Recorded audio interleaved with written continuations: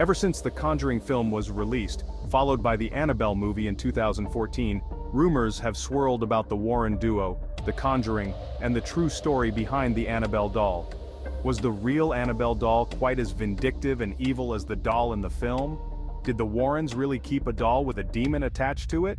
Although the real-life Annabelle doll was a Raggedy Ann doll, nowhere near as frightening in appearance as the porcelain doll in the film, many of the details were frighteningly similar. Let's dive into the details and learn more about the Annabelle true story. The student nurse.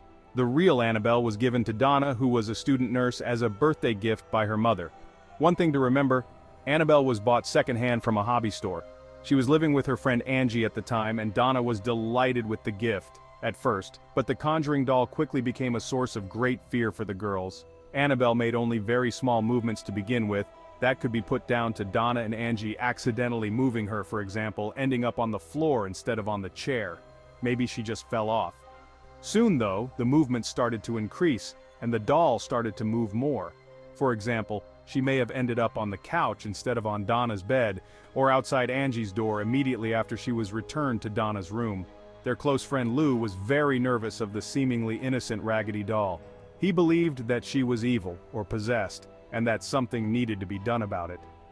But Donna and Annie were very progressive in their views, and didn't think anything of the sort, and still believed that perhaps they were to blame for the movements of the doll.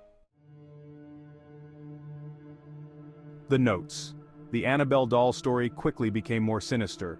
Soon the girls started to find notes around their apartment. The strange thing was that the notes were written on parchment paper, and neither of the two girls had ever used parchment paper before. The notes said various things, but most commonly they said things like, "Help Lou" and "Help us." The blood. Finally, the doll from The Conjuring, Annabelle, was found with blood on her hands. Donna came home from work one day and found the doll in her usual spot on her bed, which made a change. But unfortunately she had literal blood on her hands. It seemed almost like the blood, or the red liquid, whatever it was coming from the doll itself. That was it. It was time for the girls to call in some help in the form of a medium to find out just what was going on with this doll before things got worse. The first medium sat down with the girls and Annabelle, the scary doll, and the story that Donna and Angie were given was that the land on which their apartment complex was built used to be a field. A young girl, aged around 7 years old, was found dead there many years before. When the doll came into their apartment, Annabelle's spirit was still in the area in which she died, and because she was fond of the doll, her spirit became one with it. Annabelle became Annabelle the doll. Unfortunately for the girls, Annabelle became Annabelle the haunted doll. Donna and Angie were very loving and giving, however, and because they felt sorry for the poor girl that had been found dead alone in that field, they wanted the doll to stay because they didn't want her to be left alone. Lou was the one who was attacked by Annabelle before the Warrens were called in. Maybe she didn't like him, or maybe he reminded her of a man who had treated her badly in life, but he was the one that she showed her true self to. A few things occurred, including some bad dreams and some visions of Annabelle, but the attack that made Donna and Angie call the Warrens was a physical one. Angie and Lou were spending some time together when they heard movement in Donna's room, but she wasn't at home. They were frozen in fear. At first they were concerned about an intruder, but they quickly realized that the movement was in fact Annabelle. Lou took a look inside Donna's room, and there was no one inside, although the doll was sitting on a chair instead of sitting on the bed where she should have been. He moved forwards toward Annabelle, and a feeling crept over him, that creeping feeling you get where something is terribly, terribly wrong. He felt a terrible pain on his chest, and realized that there was a series of claw marks, raking marks like someone had leapt at him and roughly scratched him. No one was in the room, and so he knew that the marks must have come from Annabelle. What was stranger still about these scratches is that they healed straight away, and within just 2 days, there was no trace of them at all. The Warrens were then called in. A priest was called into the apartment along with the Warrens, and it was discovered that Annabelle's main goal was to take possession of Donna's soul. Annabelle was a demon. She was attached to the doll. The Warrens said that demons don't possess items or things. Instead, they possess people. The priest eventually exorcised the apartment, and the Warrens took Annabelle away with them.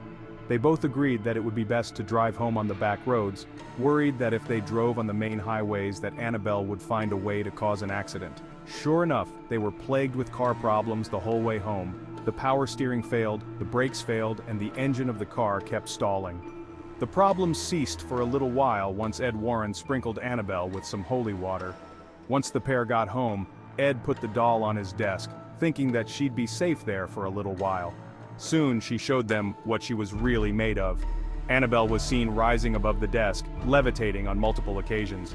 Soon, that activity slowed down and stopped, and the Warrens thought that perhaps the demon had quieted. But she was soon found in different rooms of the house, moving around, and when the Warrens put her in one place, she would quickly be found in another.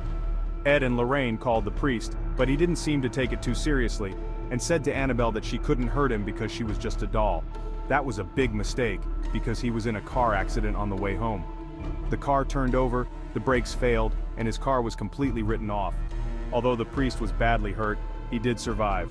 Annabelle is still around today, residing in the locked glass case that the Warrens built to keep her from getting free and roaming around their house.